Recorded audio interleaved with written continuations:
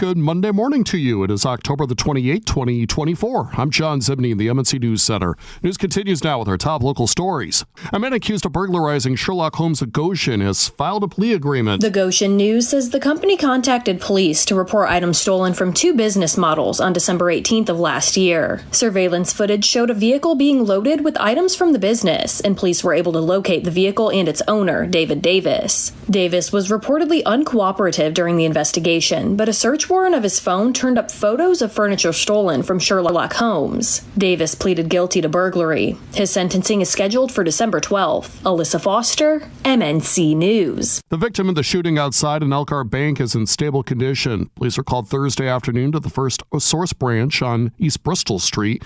The victim had been shot several times in the parking lot, was taken to Memorial Hospital in South Bend. A 38-year-old suspect was booked into the Elkhart County Jail. A fake swatting call put multiple school districts in Berrien County on lockdown on Friday. County Dispatch received false reports designed to generate a large police response at St. Joseph, Lakeshore, Waterville, and Our Lady of the Lake.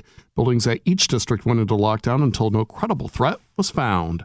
Turning to the 95.3 MNC follow-up file this morning, Dutch Creek Animal Farm in LaGrange County, which was shut down weeks ago, is now facing a federal lawsuit. The USDA accuses the facility of multiple violations of the Animal Welfare Act, citing 90 violations in the past year alone. The suit details dangerous and unsanitary conditions and reports multiple animal deaths. It states that owner Vernon Miller has repeatedly been cited for similar violations and has failed to comply despite numerous warnings, showing a disregard for the law and the well-being of the animals at the facility. Morgan Hopkins, MNC News. The Mishawaka Fieldhouse held its grand opening last week, marking the start of a multi-year development aimed at building a new sports community. The original layout included plans for 2 full-size turf fields. Instead, the facility currently features one 70-yard indoor turf field, with the Fieldhouse as what's called the first phase in a 5 to 7 year project.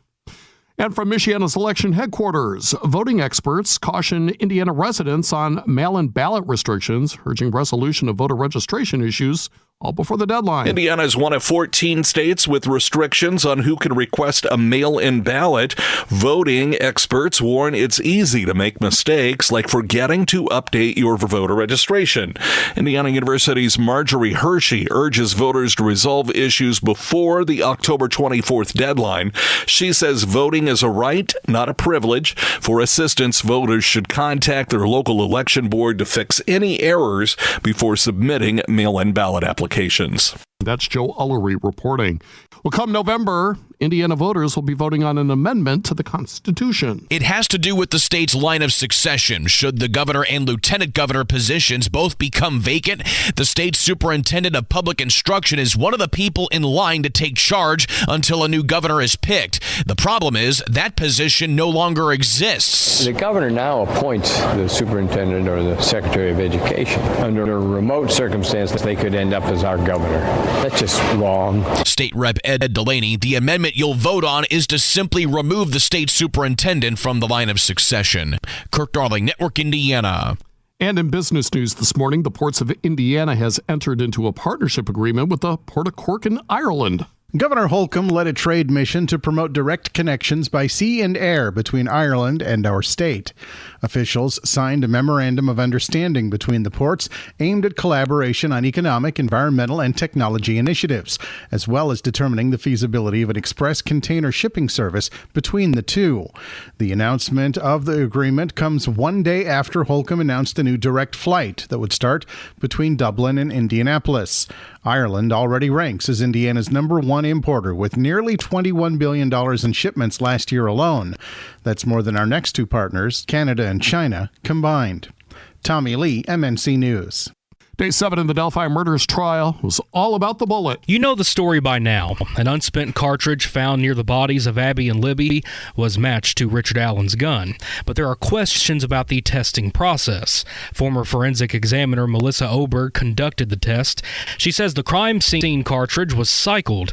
She actually fired a new cartridge through Allen's gun to make the comparison, and she says the markings match. Oberg says there's good reason behind doing it that way. She also testified to finding no DNA on the cartridge. Donnie Burgess, Network Indiana. The U.S. Army says they have a person of interest in custody now in the death of Sergeant Sarah Roque of Ligonier. Roque was reported missing last Monday, and her body was found in the dumpster the very next day. Her death's been ruled a homicide. The 23-year-old sergeant enlisted in the Army back in 2019 and was a bridge commander and a mine dog handler at Fort Leonard Wood in Missouri. New this morning on MNC, there's a big increase in syphilis cases in Michigan among women and infants. Cases among heterosexual women are spiking in the state, putting newborns at risk. Bridge, Michigan reports that a new state campaign is urging more awareness and testing and stepping up prevention and awareness efforts, especially among pregnant women in Michigan.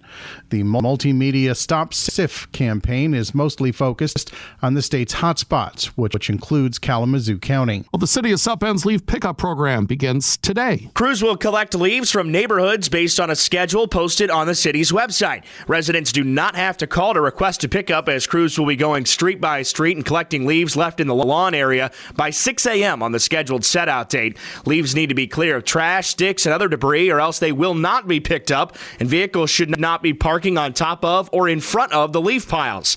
Residents can also put leaves in yard waste bins to be collected through November 29th. We've posted a link to the pickup schedule with this story at 953mnc.com. Derek Decker, MNC News. Meantime, the Michigan DNR says you don't have to rake and bag your leaves every year. Instead, they say it may be good for your yard's ecosystem to leave them alone.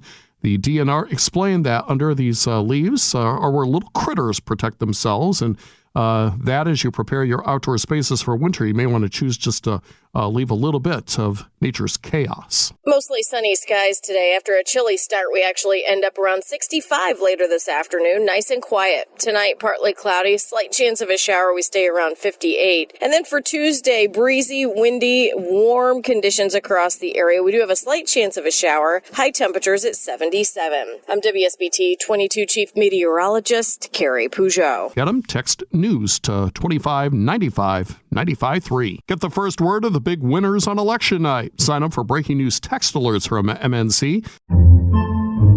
Podcasts by Federated Media.